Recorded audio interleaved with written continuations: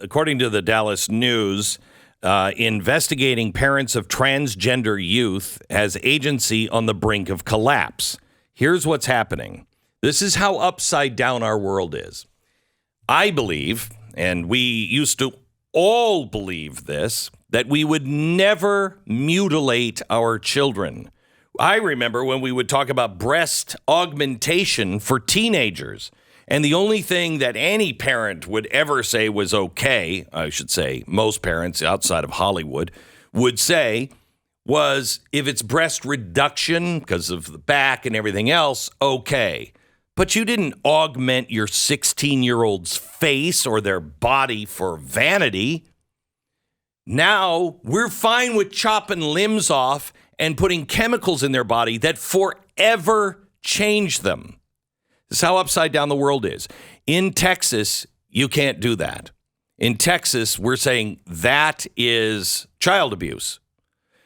But the Department of Family and Child Services, they disagree. They disagree. And so they are quitting en masse. I'm not. These are just good parents who say mutilating their children's bodies. They're just loving them. And so they'll stop you for anything. They'll infect your life and your family forever at the drop of a hat. But this, we draw the line there. We draw the line there. And they're saying it could collapse the entire system here in Texas. You're not seeing this anywhere else. Do you see any other DPS people?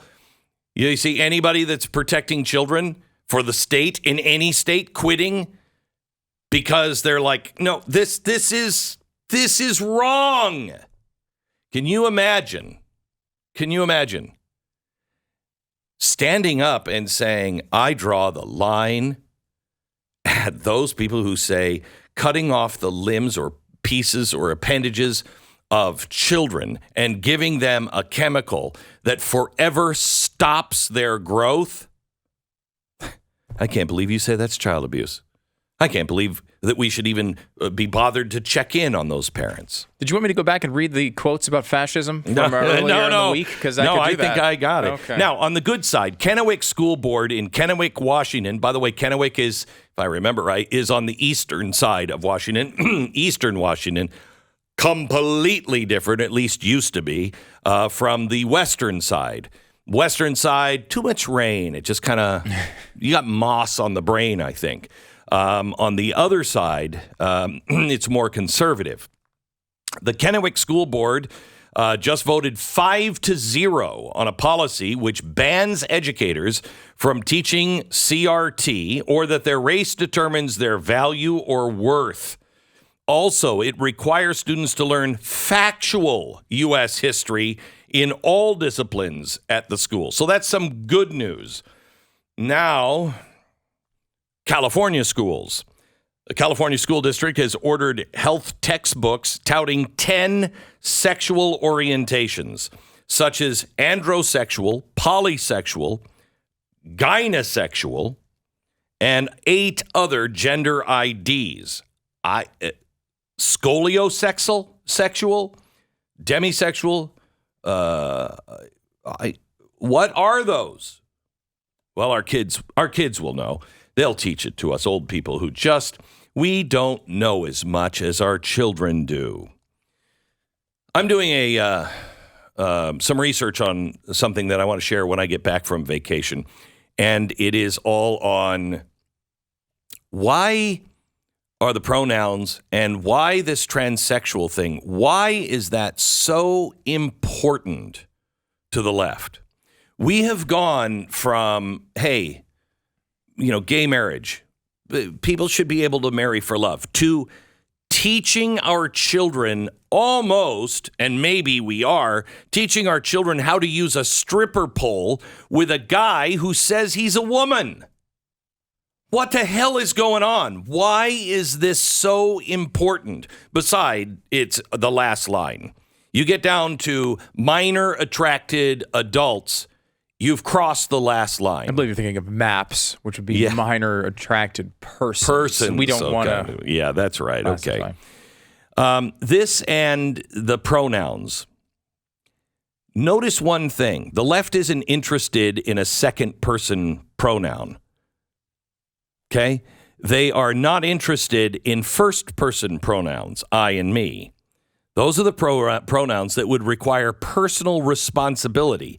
Instead, what they're focused on is third person pronouns, the words we use to describe people.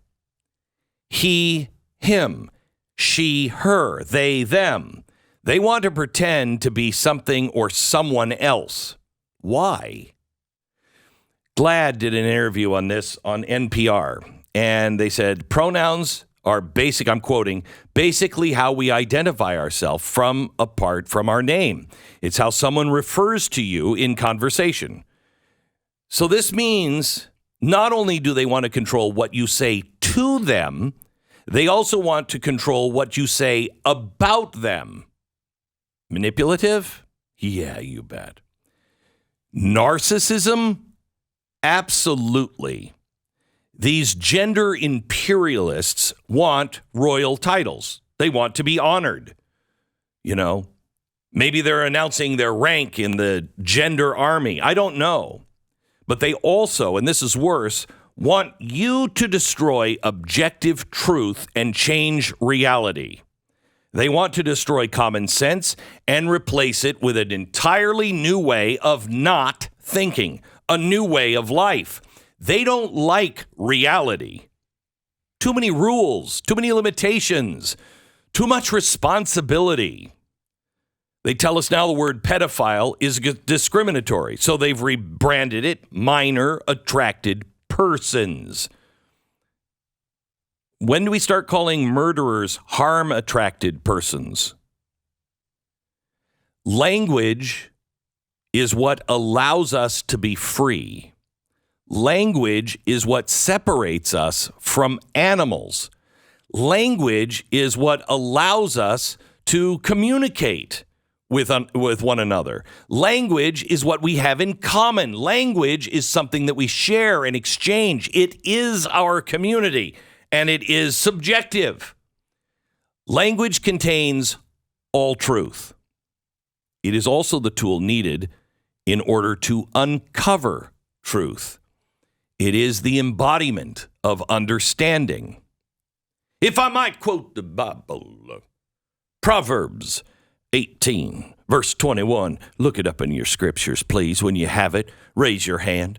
The tongue has the power of life and death. James 3:6-9 says, the tongue is also a fire, a world of evil among the parts of the body. It corrupts the whole body, sets the whole course of one's life on fire, and itself set on fire by hell.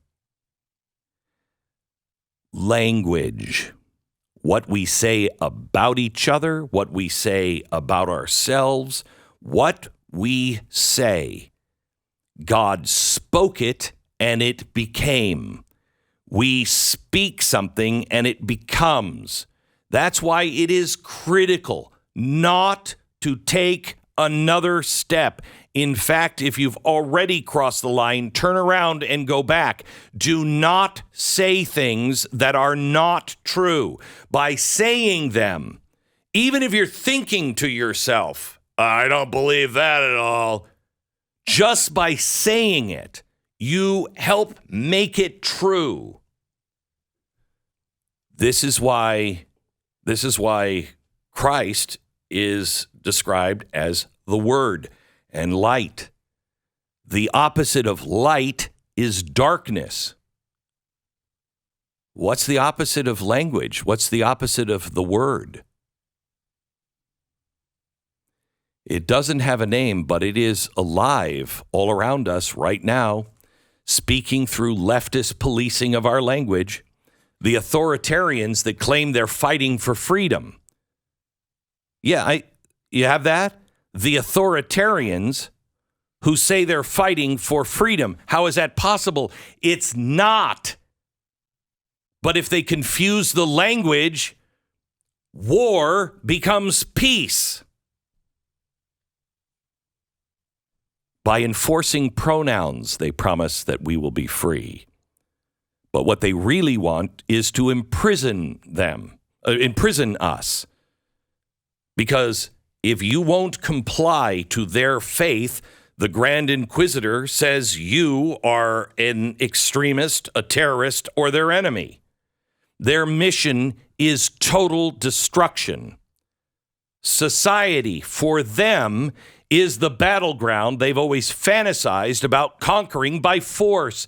They have declared war on the truth. They have declared war on the light. Know that this is a battle of words. I am blank. The name of God that he says to Moses, who shall I say sent me? He said, I am that I am. When you say I am, fill in that blank, you create that reality. You are using the sacred power of God. You're using the name of God. I am a man. Martin Luther King carried those signs. Who knew that those signs would be so important once again for an entirely different reason? I am a man.